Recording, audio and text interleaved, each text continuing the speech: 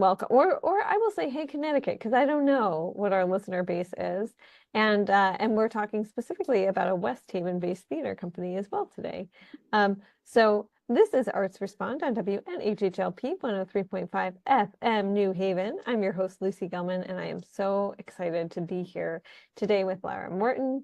We are talking about a developmental stage reading of The Awakening. You might know the name of that. So it's the classic American novel by Kate Chopin, but it is a new adaptation by Lara. I'm really, really excited about this, happening on Saturday, March 29th. So that is this Saturday, if you're listening to this on Friday, March 28th. At 3 and 7:30 p.m. at Lyric Hall, which is at 827 Whaley Avenue. First of all, just welcome. I know I threw out a bunch of information. Welcome. Thank you for having me. Thank you for being here. So let's talk about The Awakening. And first of all, so this is I believe, a 19th century novel. Is it? Yeah, it was written in 1899. So Girlfriend has had this novel for, a while, Girlfriend being Kate Chopin. Mm-hmm. And how did you first come across the work? So I was a freshman in college, and I was an English major at the time, English literature, because that was sort of my wheelhouse. I didn't think I could make a living in theater, so I'm like, I'm not going to be a theater major. I'm not going to be, I lied to myself all the time, apparently, at that age. I ended up dual majoring, but I was taking an American Literature 2 class, and Kate Chopin was one of the few female authors that we were reading, and I was, and still am, a giant procrastinator. Didn't know I was ADHD positive at the time, but I have the tendency to put everything to the very last minute. And I started reading the book at midnight, the night before a quiz at 8:30 in the morning. And I sat up all night in like the study lounge in my dorm, and I was exhausted. But by the end of it, I think it was around 6:30 I finished it, because it's only 117 pages or something. I was a puddle. I was a raw nerve. I didn't know what to do with myself. I was just like, I've never been moved like this before. And I was quite a reader at the time. The internet has sort of killed that in me, but at the time I was a reader, and I was always writing. I was all 19 years old. And I just was rocked by it. And in the discussions in class, I couldn't say enough. I couldn't ask enough questions. And my professor, Carol Frost, who's actually a pretty well-known poet, it was like the two of us having a conversation with 20 other like drooling kids that had been at, parties the night before about this book. And I'll get back to Carol later because there's an interesting connection there. But so that's how I was first introduced to the book. So there are two things I want to unpack there, which is, one, you mentioned taking this American literature course, and Mm-hmm. we should have these courses that reflect, I think now, the diversity of America, especially if you're learning about American literature, right? But very often they don't. There's a reason that people get to college and they're not reading women. They're also not reading a lot of pretty canonical and brilliant Black American authors. Mm-hmm. The one who most immediately jumps to mind is James Baldwin, is like pretty egregiously not taught until a lot of people get to college. And sometimes I was I think a junior in college the first time I read The Fire Next Time, and I remember thinking, like, how did I get to living for 20 years on this earth and not read it, right? And it sounds like you had a very similar experience with this novel. It was really visceral. Yeah. So what was it specifically about The Awakening that spoke to you? It felt like there were truths about humanity and being a woman that were revealed to me for the first time. And I also sort of identified with, as a 19-year-old, I was sort of the queen of unrequited love. And just the description of it and what it's like is just so on point, in ways that are hard to explain unless you read it yourself. It just touched something in me, and it touched off something in me, and I couldn't let go of it. So take me through this, like, not letting go of it, because before we were on mic, I said, how long have you been working on this? And you said since Bill Clinton was president. And probably some of our readers our listeners, maybe we're not even alive then, which I don't want to contend with because that means that both of us are older than maybe we'd like to think. But take me through deciding to not only engage with this on a level where you're talking to your professor about it, where you're really interested in this book, where I would assume this is a text that you return to over and over again. I think we all have those books that are very dear to our hearts. Sure. But also that you knew at some point that you really wanted to bring this to the stage. Yeah, I think I kept thinking that this should be a play. I mean, I was taking theater classes and I was doing plays really for the first time, and I'd only done musicals to that point.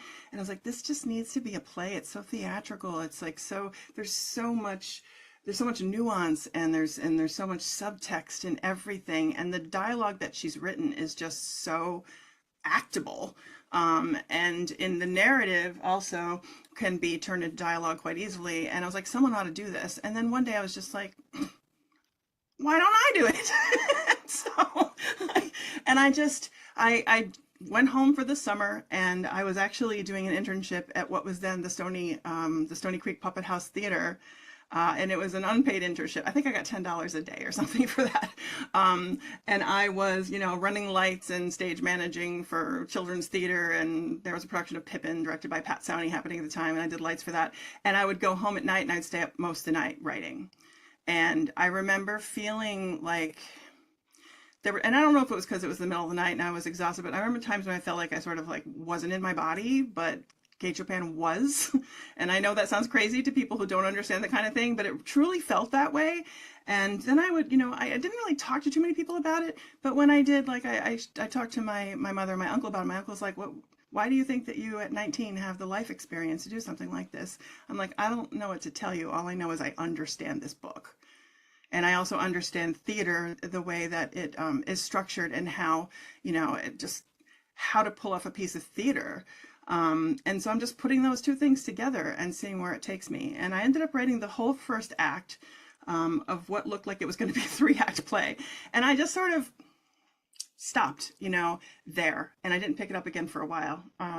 It wasn't until 2 years later that I brought a couple of the scenes to a directing class that I was taking at college, and I brought them to the professor. I'm like, is it okay if I direct these scenes? And he read them and he called me into his office. He's like, there's something Chekhovian about this. He's like, I really think this has potential. And I was also considering transferring to the other college across the street, basically, because it was much more diverse. They were doing more interesting theater projects. I liked the people better. I really didn't never fit in it was Hartwick College. I didn't really fit in there. I was in a different socioeconomic class than everybody else, just like I was in high school. And I thought the world was that, because that's all I knew. I knew what Madison, Connecticut was like, and then I knew what Hartwick College was like, which is basically the same population, right? And so I sort of was kind of depressed all the time. But anyway, he said, if you stay, I will create a playwriting class around this in the fall and present it as the main stage production in the spring. And I was just like, so I was wrestling with this incredible honor, and I mean, talk about incredible. I maybe I should have done it, but I was also socially happy and felt accepted for the first time in my life at the other college where I was doing some of their student productions, even when I was a student at the private college. So I ended up going to the State University of New York at Oneonta. For 2 years, I lost a whole year of credits. And then in my senior year, I was able to direct it as a student production. And then some time passes. A lot of time passes. A lot of time passes. And some of the reason why I sort of set it down for so long is because there was a great disappointment that happened. Being in New York State, in Oneonta, New York, there was a lot of snow. And we were going up in February. The entire theater department was behind me, and we had sort of a magical environment there. It's hard to explain it. There was just a bubble of magic, and all of the most magical people wanted to do this project with me, and no one went to class. We spent all day building the set and learning incredible amounts of dialogue, and it ended up being like 4 hours long with scene changes. Blizzard happened, so there was supposed to be an American College Theater Festival adjudicator coming to see it, and if that had happened and gone off well, I could have gone to the Kennedy Center and possibly gotten a scholarship to graduate school. But the And blizzard prevented that. So I never actually got to find out what would have happened. and we should say the Kennedy Center long before it was taken over by fascist overlords. Long before, when it was a, venerated American institution, untouchable in its magnificence and importance. And, the arts are, I, I don't have to tell you, I'm preaching to the choir to anyone who might be listening to this, I'm sure. It's really, really pretty awful.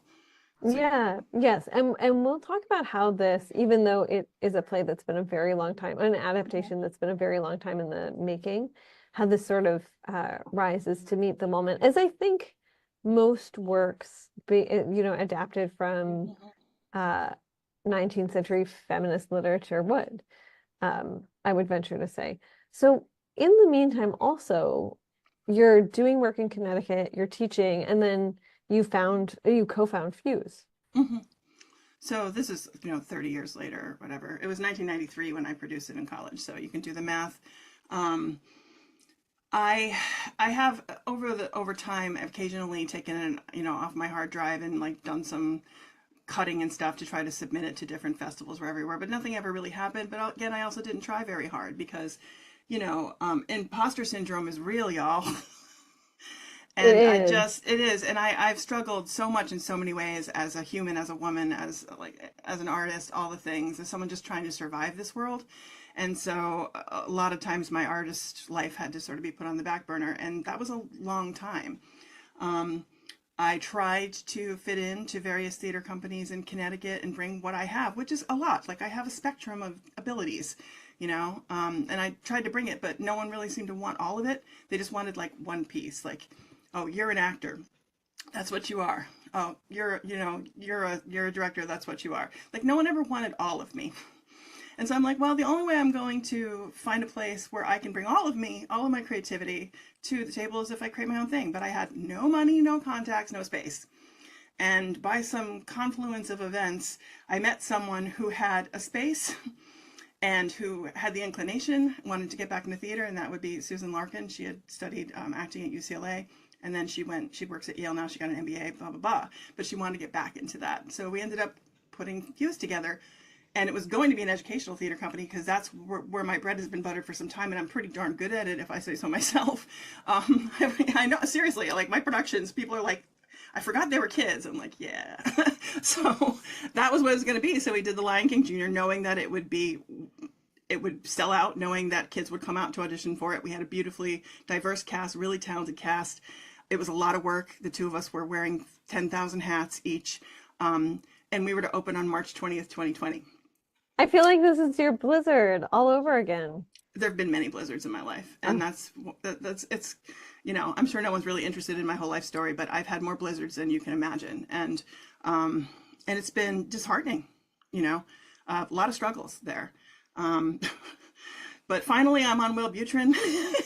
I'm not trying to, but it's helping. It's helping because it's helped to sort of stabilize like my moods a lot, and also help me move forward more, rather than just kind of harping on the blizzards, I guess is the best way to describe it.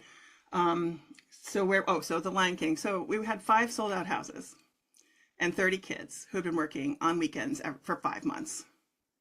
And it was like I was putting on battle armor to go into tech, going, I don't know how we're going to do this. I don't have a stage manager. I'm a tech director. So what's going to happen? And I'm going to make these kids look great. And then the pandemic happened, and it's hard to like for everyone pretty much who was alive has experienced this for the most part, except maybe your child, like so, and those of that generation. But it's like running 80 miles an hour and running into a wall, like face first. It was just totally. I didn't know what to do with myself. I had all the energy. I had the battle armor. I was ready to go. I was in the space, right? I was like super Lara. And then it was just like boom. I didn't know what to do with myself. And I didn't know, I'm like, maybe this isn't the best time to start a theater company. But we were incorporated. We had an application in for nonprofit status. This was the farthest I've ever gotten in creating or producing anything. I had produced a long-standing cabaret group called SATB Cabaret, and we traveled around, we performed and stuff. And that's how I met Noah, because he answered a Craigslist ad, Noah Golden, who's been on your show. to sing. And somehow we stayed connected. And my the partner who I started Fuse with decided that she had other things she had to like sort out with the pandemic and work and everything, her family. And so it was just me. So I ended up bringing on her friend Elizabeth Santos, who is a master of finances, as our treasurer, and Noah Golden, who Susan reminded me, Noah has all the talents that you need. I'm like, oh, Noah. And so we brought Noah on. Noah was recovering from an injury at the time, so he was home, and he wasn't interested in working with kids. He's like, it's not really what I want to do. And I'm like, okay, fine. So then we made Midsummer, the Midsummer Night's Dream, the Rewired musical. I had the idea, the crazy idea, after doing The Lion King as a virtual project. Like I spent all summer, like night and day, I didn't sleep, creating this full-length movie, basically, so that I could give closure to the kids and the families that were involved, right? And it ended up being really satisfying. Like it editing is a lot like directing. Like it felt, people were moved by this project, and I had kids African dancing in my backyard. What's better than that, you know? But I liked it, and I'm like, we can do another thing. So I asked Lydia Iraqi, who is the genius behind Semaphore, the band. I don't know if you've ever encountered them, but you would love them. It's an all queer band, and she writes all the music. She performs all the instruments. She plays like 20 something instruments. She writes all the lyrics, and the stuff is amazing. And I know Lydia's brain, and I knew that she's the only person that could do this. And so I'm like, how would you feel about writing a Shakespeare musical? Writing songs to Shakespeare's words. And she's like, well, can you tell me more about it? I'm like, no, because if you say no, I'm not going to do it. So I'll start planning after you say yes. And it just went from there. Noah was incredible. He did everything from home, you know, and I was in the space with 3 masks on, like filming with a green screen in my studio, which used to be a garage, and then we'd go on location, and it filled the time, and I felt really creatively satisfied by that. And then we ended up winning an award for Legacy Theater, the first annual film awards, and for best full-length comedy. And now it's online for teachers to use. We created accompanying educational materials for free. We have no money as Fuse, but we wanted teachers to have something because of what they went through. They needed something. And I've got the most beautiful responses from people about it. They're just like, this is amazing. And it was mostly kids that are the age of the people they taught who were pulling this off and pulling it off beautifully. So anyway, they had been my students forever, and I taught them Shakespeare. I taught them improv. I taught them all the things they needed to know. They were musical theater performers too, and they pulled it off, and it was great. And so now we're like 9 projects later. I think this is the 10th, I think. We've done some concerts. We've done 3 musicals, Songs for a New World. We did Falsettos and Assassins, all of which were just incredible. Like, they were just incredible shows. We got the best casts.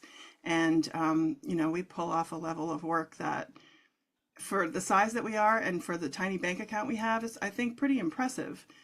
And it's a dream come true. And it looked like it was a dream that was going to go the way of blizzards back in 2020, but it didn't. We're still here.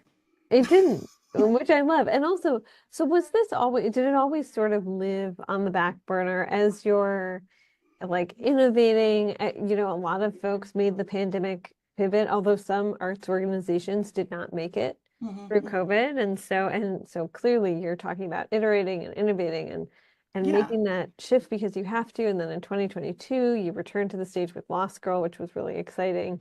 And as you said, you've done these like big, like Assassins is not a small undertaking. Falsettos, not a small undertaking. Songs for a New World is a really difficult musical because the music is really hard. And so you've done these things. Did this always sort of the awakening always sort of live on the back burner? Yeah, it did. And I actually have written another full-length play, and not based on anything, although there were interviews for people who actually like had first-hand experience about military sexual trauma, called America's Daughters. And that's the next one that I want to do a stage reading for. I think that you would really dig it. I think it's really in your wheelhouse. It's kind of brutal and unflinching. So I actually put both those plays in front of my board and said, I want to do this as a stage reading. I want to create a new works division starting with my work because I know I can do this, and I obviously have a vested interest in seeing these things go somewhere finally.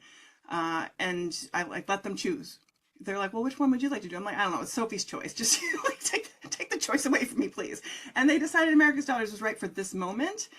Not America's Daughters, I'm sorry. The Awakening is right for this moment because, first of all high school AP literature classes, American literature, teach The Awakening, right? Well, maybe not all, the good ones, let me put it this way.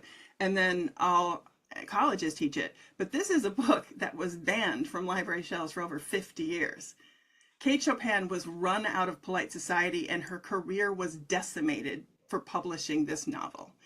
And because it has it's about topics that people did not want to think about here, let alone read about at the time, because it's about the truth of what it is to be a woman, like a fully realized woman who has, ownership of herself and also her sexuality, and whose creativity stems from her sexuality, right? It was considered smut.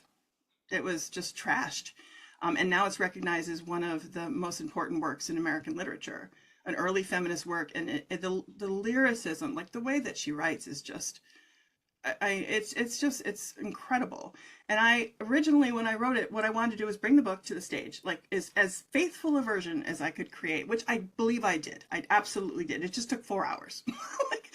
But although the scene changes were rather epic, and that's half of it, like probably an hour of scene changes. Unfortunately, we didn't have time to really get it down. But now, working with Noah, like bring this up, Noah has an eye that is not beholden to the novel. He does not have the preciousness about the novel that I did. So his objectivity helped me to really just like hone in on it as a theater piece and give it more dimension. So, I mean, this book, amazing. I worship it. The play is still very, very, I think, faithful to the novel, but in a way that works for theater. And it's not 4 hours long anymore. And I kind of want to give folks who maybe are not familiar with the book just a sense of so why it was banned, which is that it talks about unrequited love, and it talks about also like kind of wanting to flee the expected 19th century duties of being a wife and mother, which Yes. sort of chillingly, I feel like we are returning to if you think about like the amount of trad wife content. Oh, I thought about Yeah. it. Yeah, right. Instagram thinks that that's my algorithm, which is hilarious and also bad, not good. Don't watch trad wife content, y'all. No, So I'm staying away yeah, from that. and so I don't want to give too much away because folks should go to this developmental staged reading on the 29th, which is a Saturday at Mm-hmm. Lyric Hall on Whaley Avenue at is it 3 and 7:30 or 3:30 and Yeah, 7? we have a 3 o'clock and a At 7:30, 3 and 7:30. and there's like a VIP reception, and that includes a talk with Yale professor James Berger about the book and what it was, the significance of it at the time, and the significance of it now, like tracing its journey, and about the book, not about the play. He hasn't seen the play, Yeah. he's read the play, and then he's going to read the play and see the play, and I'm fascinated to hear what he has to think about it. And also, then we'll do a talk back with me and possibly James, and possibly another person I know who's taught the book for a long time. So we'll see what happens. And we want audience feedback. I want honest feedback. If you hate it, tell me you hate it, right? If you laughed, tell me that you laughed. Yeah. If you got turned on, tell me you got turned on. Like it's parts of it are very sexy, right? Parts of it are sexy, which I'm sure is Yeah. why it was banned, and I in some ways like I hate that it's so prescient, Hmm. right? And maybe that I'll turn the question to you. We're living in this moment, so between January 1st and August 31st of last year, Hmm. the ALA, which is the American Library Association, which is horribly endangered right now, please call your Congress people, reported that over 1,000 titles were challenged for book bans. And so what that means is over 1,000 individual books. And then there were 414 attempts to censor library materials and services, according, again, to the ALA. And we are living in this moment, Lara, of unprecedented book bans, many of which are challenged because they have LGBTQ content. And for women out there who don't think that that's a feminist issue, unfortunately, they are incorrect. but also books that have always sort of lived at the intersection of feminism, womanism, race, other things. I'm thinking of The Bluest Eye, which is one of the most challenged and banned books in American history. And of course, this as well. And so, you know, for you, like, how are you feeling as you bring this to the stage? I'm sorry, I know that was a really roundabout question. No, it all speaks to the moment. I mean, I never, when I wrote this or any point when I went in and did revisions, I never expected this climate to exist in my lifetime. Like, but it does. And I hope that at the end of this, there's something that we all need to learn, and we can all evolve together because we messed up so bad. But it's going to be pretty painful for a long time. And, you know, that banned book list that was in Project 2025, there's a list of books, and then there's reason given for each one. And for certain books, and I didn't see the whole list, so I don't know if The Awakening's on it, and I'm kind of afraid to look.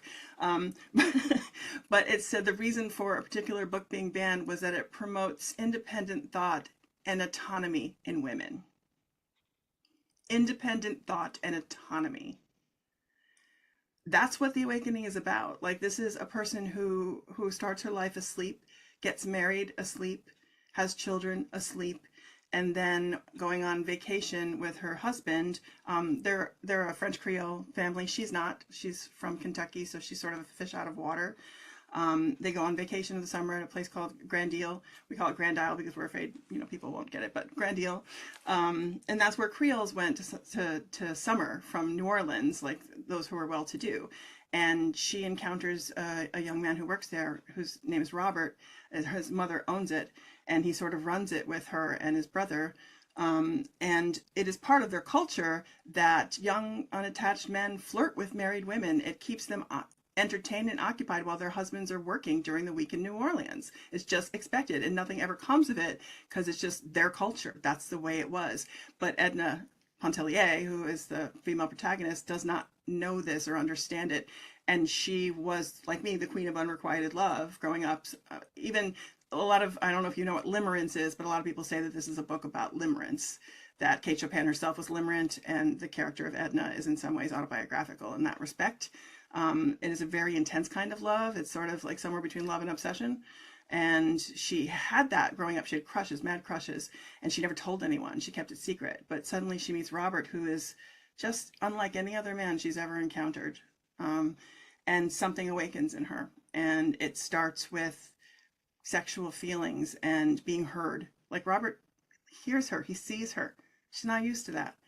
And it doesn't stop. It becomes like a snowball effect, and it just, you know, picks up more momentum until, like, she's a pretty free spirit by the second act, in ways that can't end well in the time that she was living in. And I also want to ask you, this is going to sound like such a duh question, probably coming from the theater space, but about the importance of telling women's stories. Because one thing I was struck by, and I don't know, it's just been coming up a lot in like things I've been covering. So I personally am not a fan of Lucas Nath and A Dollhouse Part 2. Mm. And part of that is I don't specifically feel that people who write women about as well as Jeff Eugenides should not be telling women's stories. Mm-hmm.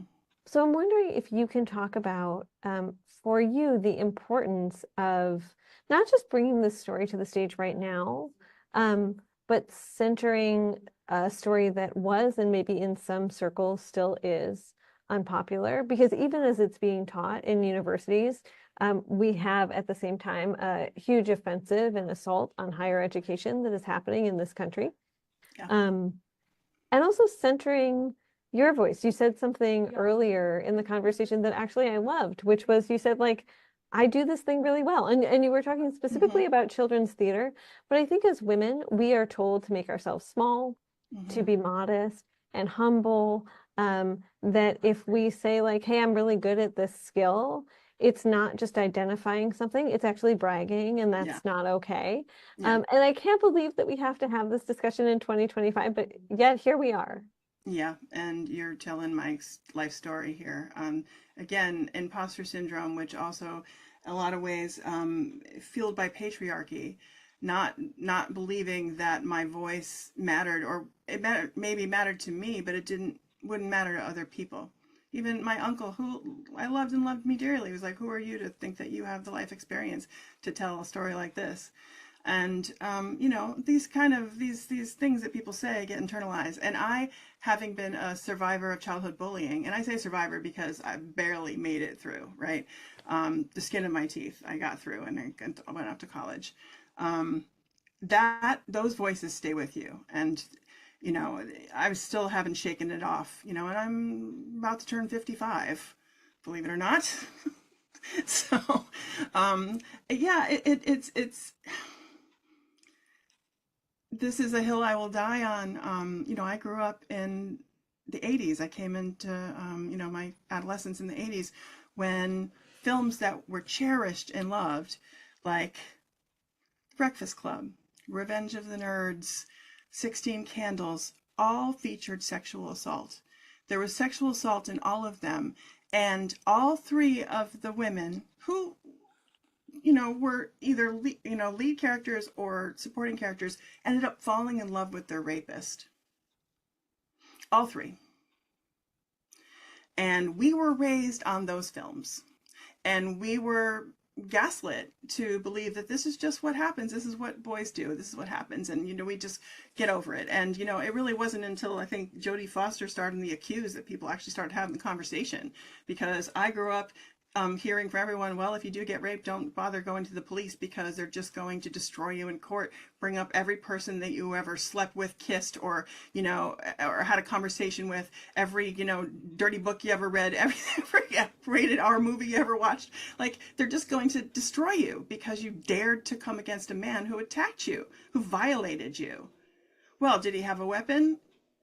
Yeah, What were you wearing? Yeah, what were you wearing? That's That right. was always the first That's right. question. That's what, Why yeah. didn't you, yell and scream? Well, I was afraid he was going to kill me, Well, maybe. and the Yeah. fact that, I mean, you're identifying something that unfortunately one still happens, and also still happens. I remember after our son was born, I was breastfeeding like every 2 hours, which is something you have to do. And I was watching old Disney movies, and I was like, man, these are really mucked up. So it happens from the time we're children, and also what are we told as young girls, right? We're told, oh, if he Hmm. spoke, if he was mean to you, it means that a little boy probably likes you, right? Yeah. It like people, I still hear parents saying that, and I'm like, no. And also, it's okay for your kid to punch them, but I'm not advocating violence on this show. Um, If you're sexually harassed, you should be, I'm sorry, sometimes I fall out of focus with this. that's If you're okay. sexually harassed, you should be flattered because it means someone finds you attractive. Heard that one a lot, a lot. Yes. And Oh, and come in. so for you, tell me about sort of moving past that, which I think is a lifelong, at least for me, and for a lot of the women I talk to, and some of the young women I teach actually who are still in high school and are sort of baby journalists just starting out. It's like a lifelong process. I don't think that there's a finite endpoint, unfortunately, especially in the climate that we live in. Hmm. But centering your own voice on stage and also like taking up space. Yeah. I have, in a lot of ways, I'm sort of a walking contradiction because, growing up as a bullied child, I had massive insecurities, but I also at times felt like I was the most powerful person in the room. And people would tell me that you're a very powerful person. You can make or break a room. My mother used to say, you got to tone it down. People don't get it because I took up space and because I'm very passionate. And once I'm convicted about something, you cannot change my mind because I know it's true. I know it's true. People have tried to argue the MAGA thing with me. Oh, well, people, like just the other day, a woman was like, there are parents who are forcing their children to get genital mutilation at 3, 4 years old. Like, I'm like, that's not happening. If it is, it's just like Munchausen by proxy. There are crazy people out there in every walk of life, and probably there is some parent out there who's crazy enough to do that. But for the most part, these are parents trying to keep their kids alive, right? Yes, and there are more children with measles in West Texas right now Yeah, than there are trans athletes in the NCAA. for sure. Yeah, but they can only see the trans athletes, and like focus on bathrooms, and it's nonsense. It's absolute nonsense. And um, I am. I told her, I said, "You're not going to change my mind." I'm like, I'm incredibly convicted about this. Nothing's going to change that. And so So, does this mm, also feel, does it feel like this moment? Because I think we do have to find these moments of joy. It's really important. Like, yes, it's important to fight and to be defiant. And I think there is a way in which you are doing this with this work. But also, are you like, do you find that you also are experiencing joy being able to bring this piece to the stage and to the stage at Lyric Hall, which is a funky, cool place? it is a really cool place. It's very small. So, and this is not a small cast. It's, we have like 16 people in the cast, portraying like 20 something characters, right? There's a lot because Noah was like, well, can we cut out, all the smaller characters? I'm like, we can, but you're going to lose a really important piece of Kate Chopin's work, which is, the environment, like the world that Edna lived in was very relevant. And so you can't have that world without people, without characters, right? And so that's why I want to try to keep them as much as possible. With the full length production, obviously double casting is going to be really important, and it was when I did it in college. And to some extent we do this here, but I actually ended up casting every single person who auditioned for this.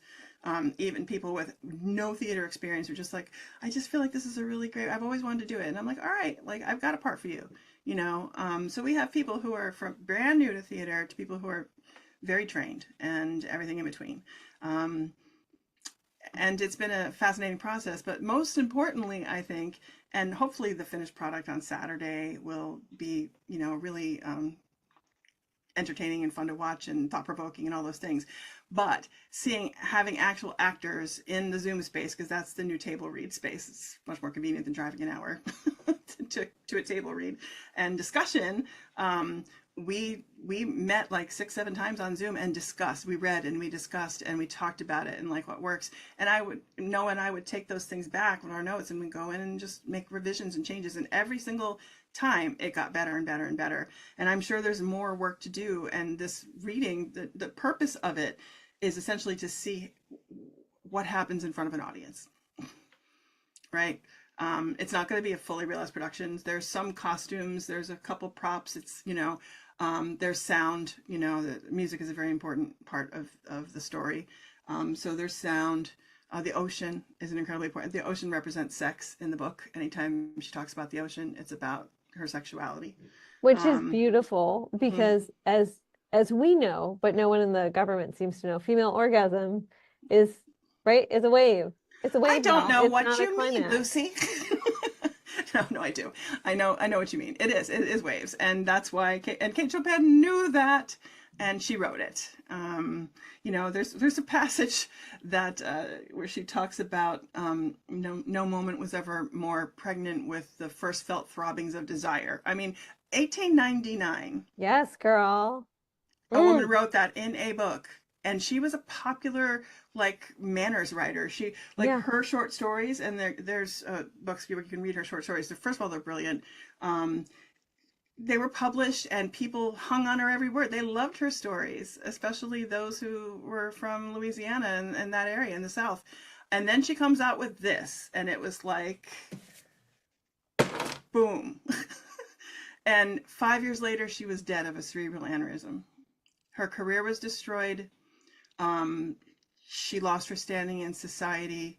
uh, you know she was destitute. And that's the price that I feel like women pay for telling the truth. And I believe it's still true. I have I have experienced some degree of this. I'm kind of a controversial character in a lot of situations because I do speak the truth. I can't help it. I don't know how, between ADHD and being a Taurus, I don't know any other way to be.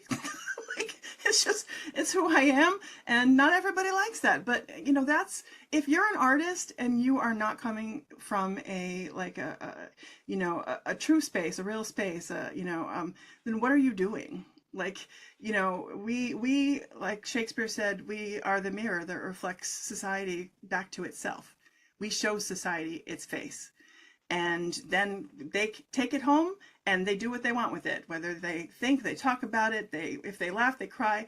every single time, and I tell this to kids that I direct, every person in that audience should leave a little bit changed in whatever way is right for them. They're going to take something away. What you don't want them to take away is, wow, theater's really boring. I never want to go to another show again, because that kills the art.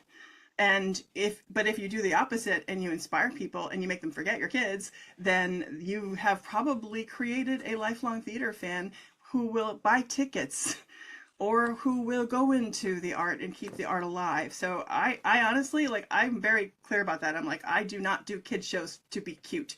If you come and you say, oh, it was so cute, I know I have failed. And I'm creating theater there, and it doesn't matter who I'm creating it with. My only my only regret with the stage readings, I don't have enough time to really dig in with my actors and do the stuff that I like to do, to really, like, it just, there's no time.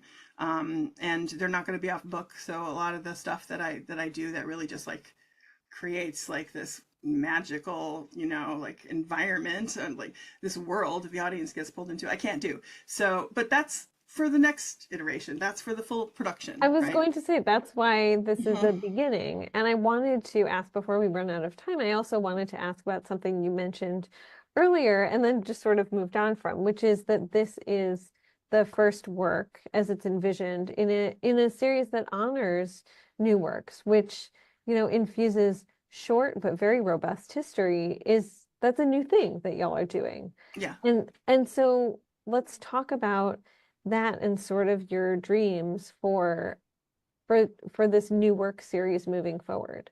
Well, we've talked about it, but because we don't have a lot of funding, we basically have only been able to pull off two, maybe three projects a year at the most. And the third project is always like something like a concert or a gala, because it's extremely expensive. Assassins was twice what falsettos cost, and falsettos was expensive for us. Do you need a moment? No, Yeah. I'm Okay. so good. Okay. My this is just community radio at its Right. finest. We share an office, and Okay. Hope Chavez, who's the executive director at Oh, the Arts Council, was she's so here, great. and then she was She's heading such a out. She is champion. great. She's such a Yeah, champion. She shout really out to gets you, Hope. behind us. Yes. She's really trying really hard. We don't have our own space. We don't have our own building. We have to pay $180 a month for a tiny storage space so that we can keep our flats in, like, like stuff in there. And it, it's expensive. Like, we're insured and we don't even have our own building. We need people to get behind us. And I'm not just saying we, for Fuse, all of the arts need people to get behind them. We need private donors who want to see the arts survive this horrendous time. The arts survived the pandemic, you know, we got through that. And now we've got this other, like, completely just left field thing happening that no one could have ever predicted. Two major things that no one could have predicted that are going to try to kill the arts. But listen, they've been saying theater's dying for 4,000 years. Theater will not die. It just may have to go to people's basements again. So, but we need funding. We need money. We need more grants. Like, you know, we apply for all the grants. We get 5,000 here, 2,000 here, 3,000 there, and that is enough to seed money for our productions. But because the quality of our productions are so high, we pay people. We can't pay actors yet. We want to, but we pay people. We pay professionals. Our musicians are phenomenal. They're top rate, right? Like our technicians, our designers, we pay everybody. So we end up not making our money back, let alone building our bank account, because the art itself, like the piece, is the most important thing, and that takes resources. And so until we can turn that tide, until people can get behind us and say, wow, I really like what Fuse is doing. I think that they're an important voice out there. They're now working on new works. They're bringing new art into the world. I would like to support this. We're never going to grow. We're going to keep doing a musical and a concert or a play every year, and that's it. You know, I'm speaking for everybody. Like, I'm speaking for myself, you know, from this little engine that we created that does really, I feel like, top-notch work. But we need people to believe in us and get behind us and say, this company needs to survive this climate, and I want to help. Maybe someone out there listening is like, you know what? I can get behind that. And I hope that they do. And I hope that they come to the reading this weekend and bring their checkbooks. Yeah. So, And you know, and I kind of want to ask about maybe it feels like for some folks listening, like a silly time to be talking about like big dreams. Mhm. But your dreamy dreams for both like this show, for Fuse, Mhm. including someone coming hopefully to the show who's extremely rich and just wants to fork over $1 million. Like may we see that happen. From your mouth to God's ears, right? As Debbie says. Yeah, yeah. We need private benefactors. It's just period. There's like $5,000 grant here from the state, $2,000 grant here from the state. It's great. It helps us seed. It's not going to help us get our own space. It's not going to help us bring on more professionals. It's not going like I haven't gotten paid a dime, because I'm on the board. Noah doesn't get paid. No one on the board. Our tech director doesn't get paid because he's on the board. We're professionals too. We have to survive ourselves. I'm self-employed. It's going to be unsustainable at some point unless someone who believes in us and knows that the arts are important to keep this world livable, because really without the arts, I just try to imagine a world without artists in it, and it's a pretty bleak world. I'm really fascinated to see what happens with the Kennedy Center now, who are going to be producing non-woke shows. What is a non-woke show? I was thinking about that. I was like, what show can I think of? Amosexual the musical. Amosexuals. I'm looking forward to that. I think that's going to be real fun. But I was thinking of that, and I like, so I was a theater kid in high school, but Of I course. I haven't specifically kept up. Of course, why not? But I haven't specifically kept up with it. But I was going through my like mental catalog, and I was like, nope, nope, also nope, nope, no, that doesn't work either. Can you Even imagine a like, world in which Come From Away is controversial? yeah, that's A wild. world about heroism after 9/11. That's It's the wild. most woke musical around. Like it's the most patriotic musical. It's also very pro Canada. Go Canada. Love Canada. It is, yeah. Um, nicest people ever. And they saved our butts that day. Like they saved our butts many, many, many, many, many times. Yeah, shout out to Newfoundland. But the idea Yeah. that a musical about love and acceptance and helping each other, unconditionally is considered woke and therefore not appropriate for the Kennedy Center is like just the most asinine thing I know, I and think I've facing ever your heard. own, yeah, facing your own bias. Yeah, we Everything. could have a whole episode. This is the follow-up episode where we just dissect Please, let's do Come it. From Away, which is like not my favorite musical, but at the same time, I think there's some really interesting stuff that happens in them, Hmm. and it's a really fun show. It's Hmm. extremely propulsive It's on show. our short list. It is. I know Yeah. Noah wants to direct it badly and Well, good because if his Fuse does it, I will be in his the brain audience. Yeah. is more attuned to that kind of thing. Like I watched it in Broadway and like my director brain was exploding because I like That it was sounds about right. it was Yeah. exploding. I'm like, how the heck do they keep track of all this? I'm like, all the character changes and all that. Just like And put on also a who flannel thought shirt and you're somebody to new. write a musical, being like, oh, this thing happened on 9/11 where um when planes needed to land, they were landing on this Canadian island. Hmm. Like I'm still like, how do you, I mean, I guess, right, we have the story of something like Hamilton, where um I remember like way back when Lin-Manuel Miranda brought like the Hamilton mixtape to the White House, and it was the Obama White House.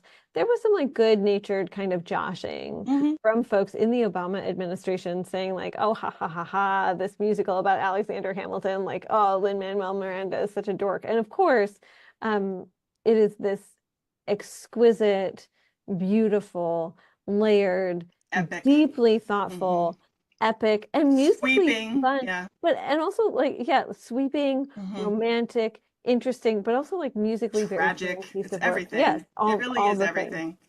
And I get Um, mad when people dismiss it because it has rap in it. I'm sorry, it has everything in it. It has every kind of music. Like, oh yeah, Lin-Manuel is a musical theater nerd. There's no way he's writing a yes. musical that's just rap. Like, it's not happening. Like, and he has a brain that I wish we could, like, like bottle and like clone. And because like, the man is so creative, like, I have such an incredible respect for him. He's Yeah. just incredible. Like me, he's like me. He's like, I really want to be in musicals, but I'm not a good enough singer to do Man of La Mancha, and and how many times can I be in West Side Story, right? He's like, there aren't roles for me Hmm. as a Latino male, and so he's like, I guess I'm gonna write my own roles. Yep. That's me with this theater, but it's not just. I actually haven't performed in any of our shows, right? Yet I am a performer. I'm a professional. I get paid to perform. Like I do the North Pole Express, and I'm a Yale simulated patient actor. Been doing that for like 6 years. Which I And think is the coolest, by the way. I yeah, think well, it's it's so great cool that they work. do that. Yeah. We're teaching doctors how to be better communicators and to have more empathy for their patients, which of course now empathy is apparently the enemy of Western civilization, according to Elon Musk. Well, it's But woke. You didn't know? it's woke. Empathy is woke, right? And that's such a concern with theater because empathy, when you write a grant, like for school theater programs, empathy is one of the number one things that you can say that it teaches empathy, right? Which used to be something we championed. And now all of a sudden it's the enemy. It's just, we're living in the upside down. I don't know what to say about it other than I hope that we get through this and I hope that we can learn and evolve together. And that the people who are wrong will, like, history is on our side. Yeah. It has its eyes on all of us, just like Lynn said, and it's true. History is on our side. There's no way that it can't be. So I actually feel like that is a segue to my last question and the question I ask folks who come on here, which is, you are pouring a lot into this project and into other people, and also like into your work as a cat mom and a cat foster mom, and we have Gracie behind us. Um, I see. and so how do you also take care of yourself? Uh, that's an awesome question. I actually run 3 businesses. I'm a face painter too, which is what keeps me really, really busy and also causes me to have massive back pain and neck pain in the summertime. But that's how I pay for my theater habit is with face painting. Um, and then I teach acting. I teach acting online. I'm the acting instructor at Vista here in Madison, and my students are on the autism spectrum and or have Down syndrome, and they love it. They love it. Last year I directed them in a production of Footloose, and this year I'm their teacher. And I really truly love teaching. I love teaching. I love the aha moments. I love when I see people come into themselves more fully because of the discoveries that they make. And so anyway, but taking care of myself is hard. When I'm in production, it's particularly hard. I have a stress issue that I'm trying to address. And I just get very like, I don't sleep, I don't eat. I know I don't pay my bills on time. I still haven't done my 2023 taxes. Please don't tell my mother. And like, I can't because the play is always the thing. Like I cannot do something for myself if the play needs something. It's just who I am.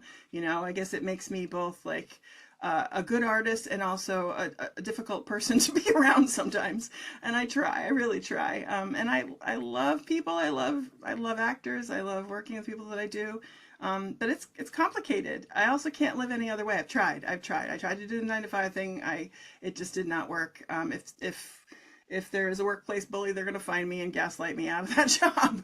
I can't do it. So being self-employed is the only thing that works for me. So I piecemeal my life together, try to keep it, this time of year is the hardest for me. Like March is my poverty month.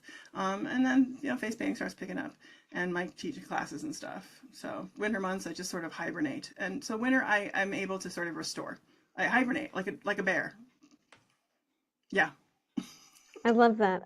Lara Martin, I want to thank you so much for joining me today on Arts Respond. You are the co-founder of Fuse Theater, and correct? Fuse Theater Okay. and Connect, yes, co-founder. Yes, Fuse Theater of Connecticut. If y'all don't know about Fuse Theater, Look us up. please look them up. It's not a hard website. It's fusetheaterct.org. Theater with an And R-E. yes, Yes. theater, like the And make Queen sure you put Theater. of Connecticut because someone once donated $800 to a Fuse Theater out in Oregon or Washington State or something. Yeah, seriously. No. Seriously. And we're like, where did, he said he had the money. I don't find it. And it turns out it went there Oh, that's because like my worst thing. People often think we're so I guess we have a very similar like tag on Facebook to the Arts Council of England. Mhm. Very different. So oh man, I am so sorry. Congrats to them. Like, but we need it more. Like, so, Yes. but Yes. congrats. I'm sure that you enjoyed getting it and going, where did this come from? Someone in Yes. Connecticut likes us? I don't know. But Um so and Fuse Theater with an R-E and then CT. yes, Fuse Right. Theater. Fanta. cp.org. Hmm. And y'all are on Instagram and Facebook. Like if I look for Fuse, I'll You'll get there, find right? us. You'll find Yeah. us. You'll find us. We're there. We're pretty active online. Noah is really kind of a wizard with these things. Noah's a wizard with everything. Let's just be Yes. honest.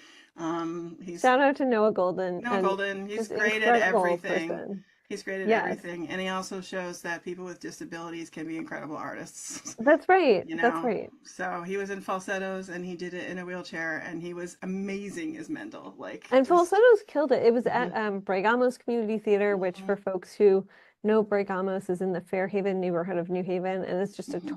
total gem.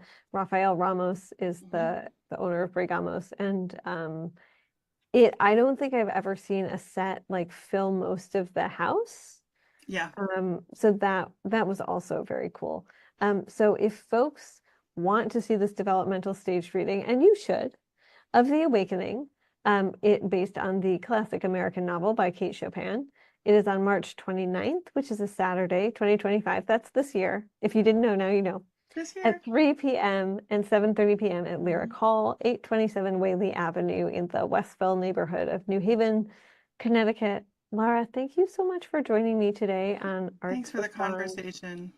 Yeah, It's it nice was, to be able to talk about things and yeah, no filter. I'm just gonna say what's on my mind. yeah. So Um, I appreciate you, and mm, hopefully, you will see a lot of folks on Saturday and give feedback. yeah, I want that. I want feedback. I want to hear what you have to think. I want to know the experience that you had because that's Yes, going to help me bring this to wherever it is intended to go.